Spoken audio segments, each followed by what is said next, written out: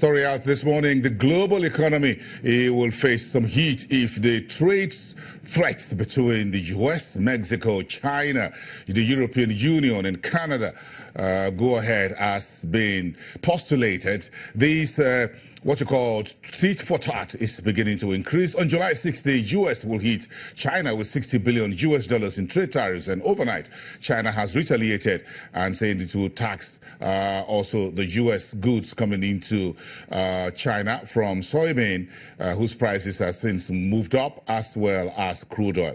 So we're sitting down here in Nigeria as the continent's largest economy, looking at these big elephants fighting for what you call Make America Great Again, or America First, and everyone taking position.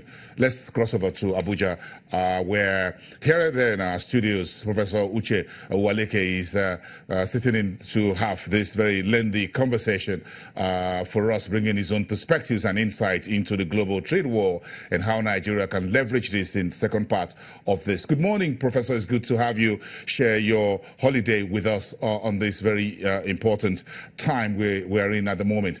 First, give us your take on this, where we are at the moment as the world is sitting on the brink of a global trade war. Yeah, thanks, Boasen.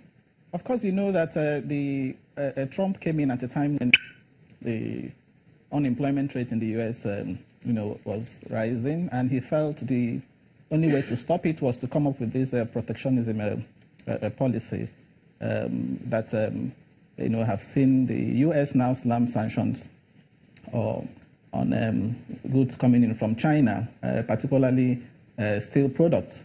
And we've also seen China, retaliating and raising tariffs on goods coming in from the U.S.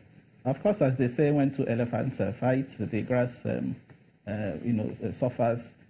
We've seen this now rubbing off negatively on even oil price. We hear oil price is, coming down partly on account of this, trade war, and even in the U.S. itself. Well, to a large extent, yes, unemployment rate is coming down, but inflation too, tends to be on the rise.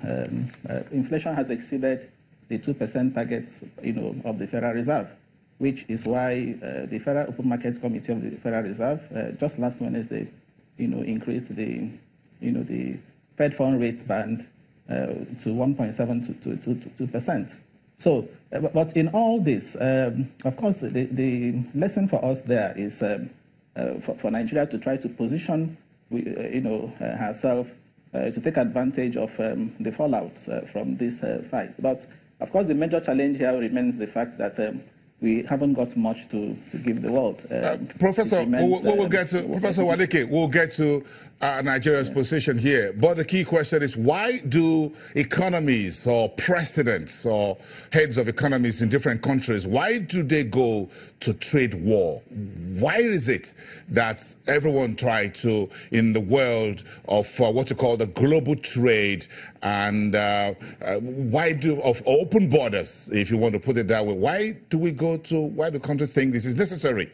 To slam trade threats or whatever on countries, whether neighboring or very far off, or break existing agreements like NAFTA and the rest for whatever interests? Yes, of course. The answer can be found in the book authored by Dr. Chahang, titled "Kicking Away the Ladder," where he used historical evidence to show that countries have developed, principally on protectionism, before they began to liberalize, particularly developed countries. At one time or the other, they try to, impose some restrictions on goods coming into the country in order to protect infant industries, in order to promote domestic products. So that's principally why countries would want to engage in. I just the case of the U.S. Donald Trump felt jobs were being exported out of the U.S. and Americans were not getting jobs, and rightly so. He thought it wise to come up with the policy of America first. And I remember in September last year, when he was addressing the UN General Assembly, he gave the statistics and said that unemployment rate in the U.S. was coming down. Something he also re-emphasized at the World Economic Forum earlier this year. So the principal reason, in my view, is to secure your economy, to ensure that the interest of your country is first and foremost. And because in international relations, your interest should come first, and that's also the stance I want Nigeria, to adopt in our relations with the rest of the world. As I was saying earlier, it's important we really position ourselves, but given the challenge that what we really have is just oil. If you look at our trading partners, the major ones globally, US, UK, Belgium, China, India, and in Africa, our largest trading partner in Africa is South Africa. If you look at all these countries, what do we give them? If you hear today, for example, that South Africa's current account is in deficit in relation to Nigeria, trade balance is deficit in relation to Nigeria, it's only because South Africa is importing oil from Nigeria and exporting some, importing oil. More imports than more visible exports. In the last report I read by the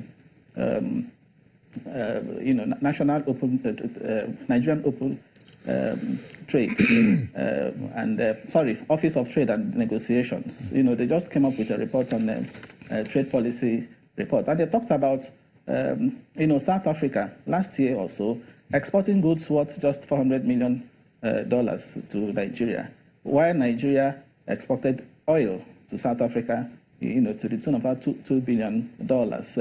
Now, what is significant there in that report is that whereas the imports from South Africa, were diversified, our exports to South Africa was just oil. So that remains the major challenge we have in this country. That is a monoproduct country, and the much we have to give the world is oil. So we need to really diversify. And how do we do that? Now, we're going to Professor, we will get to this trade diversification, but we need to understand when we say global trade wars.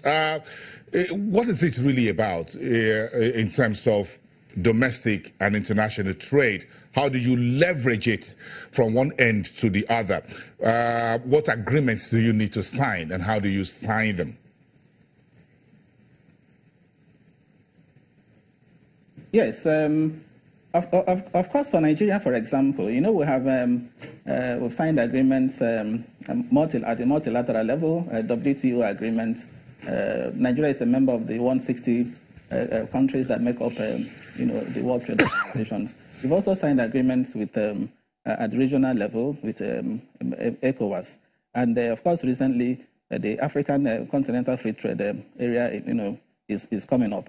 There are also preferential agreements we've signed, notably the AGOA, the U.S. African Growth and Opportunities Act, that we've signed that has allowed some of our goods here preferential access to the U.S. market, and that's also one thing I think we can begin to leverage on now that U.S. is imposing tariffs on goods from some countries.